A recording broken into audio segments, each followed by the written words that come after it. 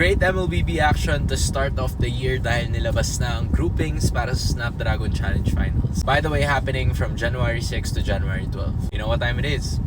Hands in. So ang una kong nakita dito ay walang iba kundi ang Group A. Kasi mainit-init yan, 3 Filipino teams kaagad. That's Blacklist International, ang mainit-init na Lazy Esports fresh off their MDL Season 4 Championship, and of course, the M6 World Champions na Fnatic Onyx Philippines. EVOS Esports is also there. Good luck to them. Mukhang mahaba-habang group stage to para sa kanila. Anyway, sa Group B, medyo pagkakaisahan doon ang Team Liquid Philippines. Susubukan kagad si Yuktz. Kasi ang posible nilang makalaban doon ay 2 Indonesian teams and isang Singaporean team. That's RSG Singapore. You also have Alter Ego and then you have RRQ Hoshi. Yung isa din sa mga naging representatives nila. Kaabang-abang din guys yung Group C kasi wala mang Filipino team doon.